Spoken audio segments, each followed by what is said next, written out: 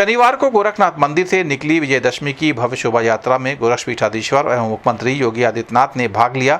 धर्म, सत्य और न्याय की विजय के प्रतीक इस पर्व पर निकाली गई शोभा यात्रा में हजारों लोगों ने भाग लिया। शोभा यात्रा में गोरक्षपीठाधीश्वर आस्था के रथ पर सवार होकर निकले। पूरे मार्ग पर लोगों ने फूलों की वर्षा कर उनका स्वागत किया। विभिन्न समुदाय के लोगों ने भी शोभा यात्रा का उत्साहपूर्वक स्वागत किया। विशेषकर बुनकर, मुस्लिम और सिंधी समुदाय के लोगों ने गोरक्षपीठाधीश्वर का अभिनंदन किया। गोरक्षपीठाधीश्वर ने सभी का आशीर्वाद दिया और नवरात्रि अनुष्ठान का प्रसाद वितरित किया। शोभा यात्रा में नाथ संप्रदाय के पारंपरिक वाद्य यंत्रों की मधुर ध्वनि और लोक कलाकारों के नृत्य ने वातावरण को भक्तिमय बना दिया। शोभा यात्रा मानसरोवर मंदिर पहुंची, जहां गोरक्षपीठाधीश्वर ने देवाधिदेव महादेव की पूजा अर्चना की और रामलीला में प्रभु श्री राम का राज तिलक किया। इस अवसर पर मुख्यमंत्री योगी आदित्यनाथ ने प्रदेशवासियों को विजयदशमी की शुभकामनाएं दी। चलो चलते रहो।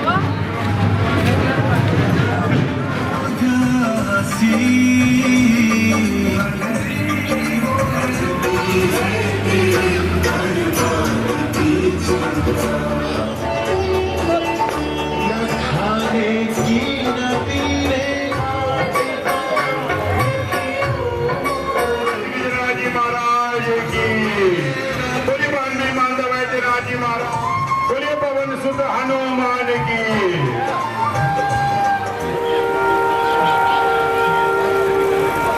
बोलिए मर्यादा पुरुषों की। बोलिए ब्रह्मनिमान दिग्विजय जी महाराज की।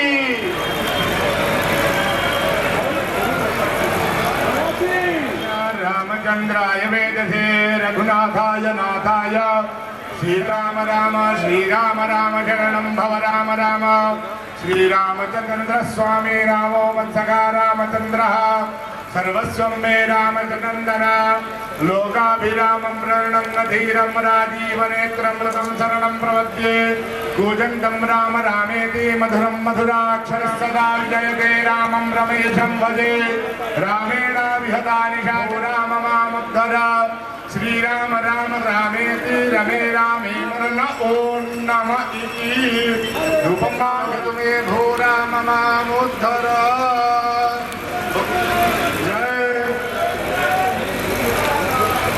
बोलिए मर्यादा पुरुषोत्तम।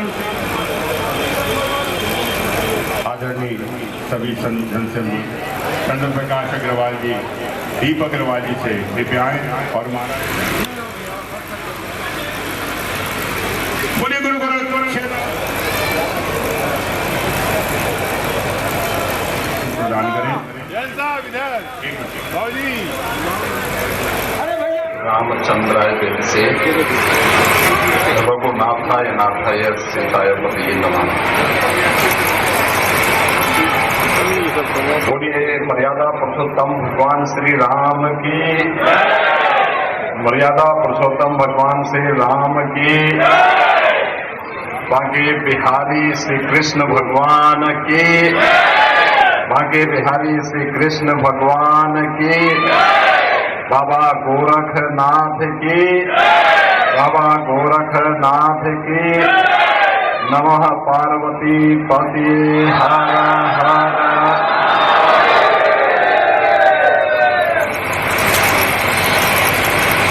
विजयादशमी के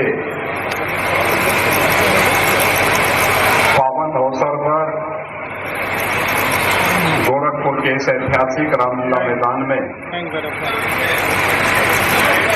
मर्यादा पुरुषोत्तम भगवान श्री राम के राज्याभिषेक के लिए आयोजित आज के इस समारोह में मंच पर उपस्थित हमारे सभी सम्मानित पूज्य संतजन,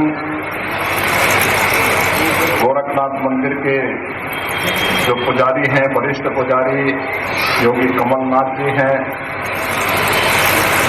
अयोध्या धाम से पधारे हैं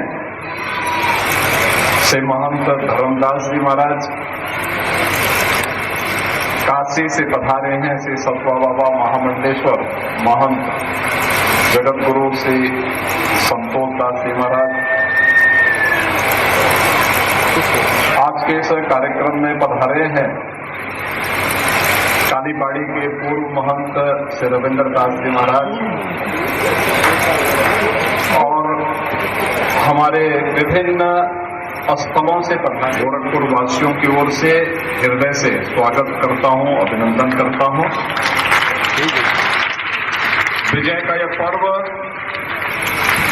आपके व्यक्तिगत जीवन में, आपके सार्वजनिक जीवन में सदैव इसी प्रकार से आपको उत्साहित करता रहे, आपके जीवन में हर्ष और उमंग का माहौल पैदा करता रहे, इसकी भी मैं कामना करता हूं।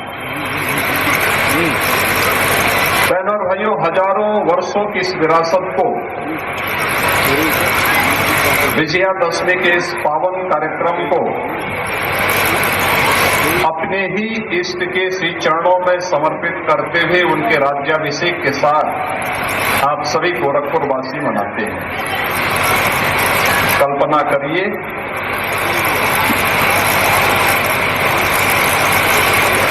कि आज से हजारों वर्ष पहले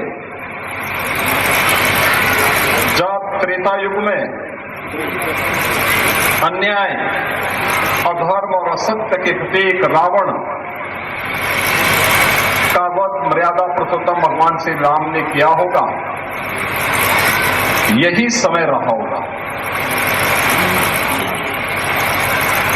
क्योंकि कई दिनों से युद्ध चल रहा था और युद्ध का परिणाम तो सायंकाल ही आता है और उसी सायंकाल आज आप यहाँ पर राज्याभिषेक के साथ भगवान श्री राम के इस रामलीला मंचन के कार्यक्रम में गोरखपुर के ऐतिहासिक रामलीला मैदान के साथ जुड़े हुए हैं।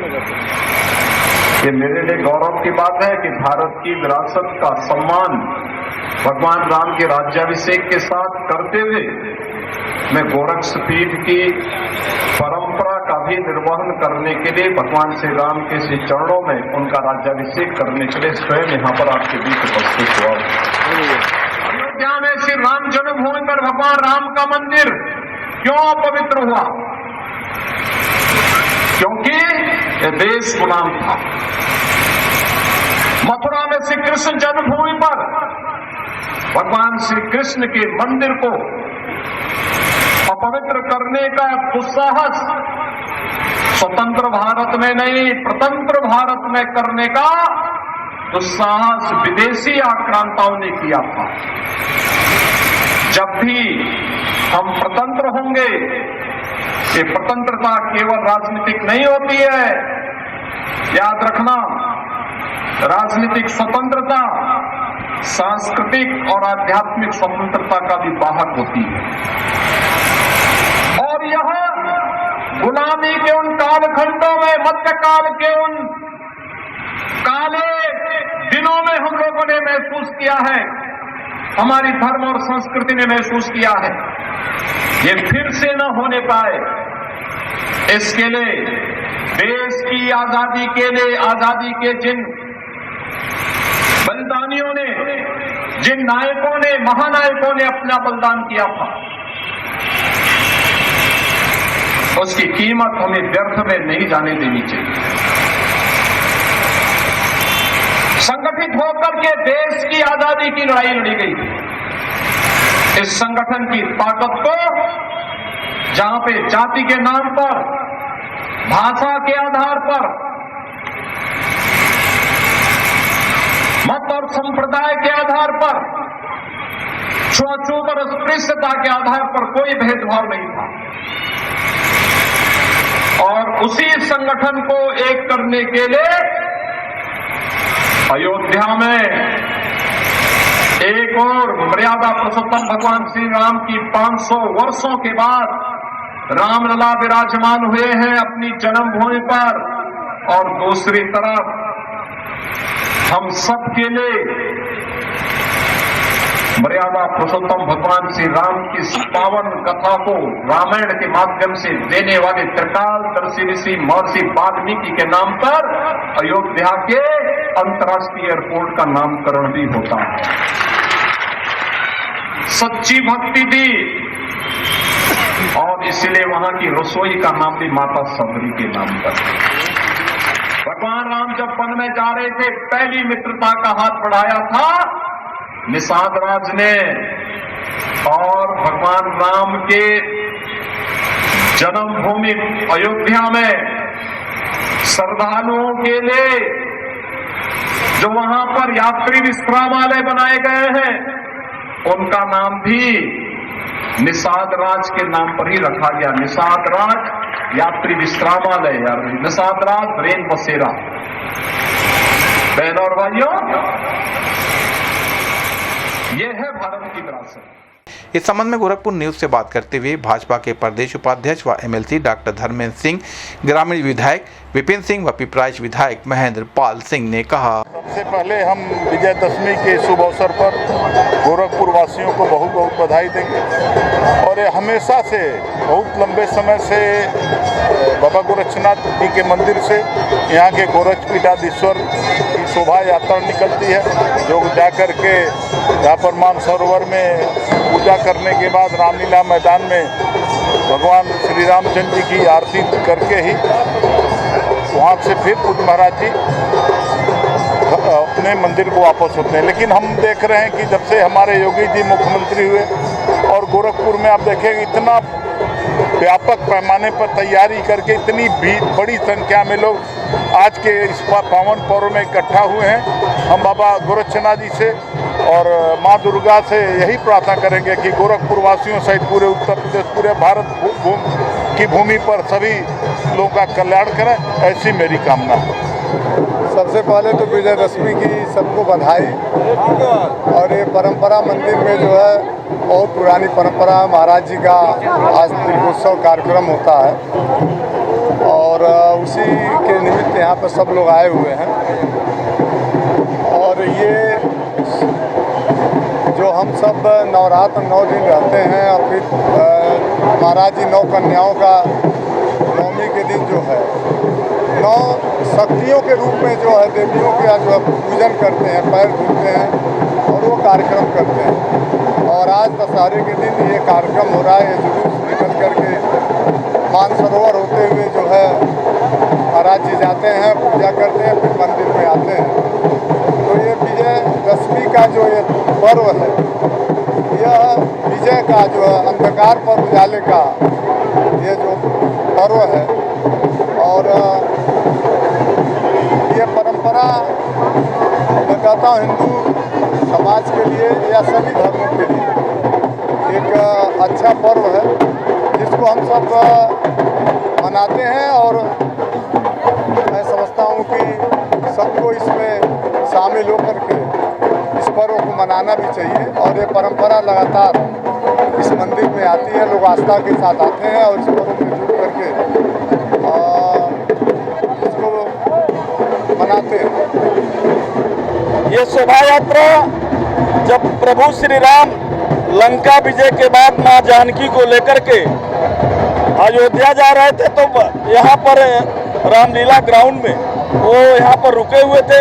भगवान गोरखनाथ जी ने स्वयं आकर के भगवान राम को राज तिलक किया था। और तब से ये परंपरा, जो भी गोरक्षपीठाधीश्वर होता है, इस परंपरा का निर्वहन करता है। 9 दिन माँ भगवती की पूजा अर्चना के बाद वो नीचे आकर के भगवान गोरखनाथ जी की पूजा अर्चना करते हैं और गोरक्षपीठाधीश्वर एक भव्य शोभा यात्रा के रूप में निकलते हैं और रामलीला मैदान में आकर के भगवान राम को राजतिलक करते हैं। आज आप देख सकते हैं कि जिस प्रकार से गोरखपुर ही नहीं आसपास के जिलों के लोग भी आकर के इस शोभा यात्रा का स्वागत करते हैं, विजयदशमी कार्यक्रम को भव्य रूप से मनाते हैं और समाज के हर वर्ग हर तबके के लोग आकर के उन शोभा यात्रा का अभिनंदन करते हैं, स्वागत करते हैं, इस शोभा यात्रा को यादगार बनाते हैं। अब प्रार्थना होगी स्वीकार जगमग गोल्ड कपूर के साथ। ट्राई करिए, खुशबू तो लीजिए।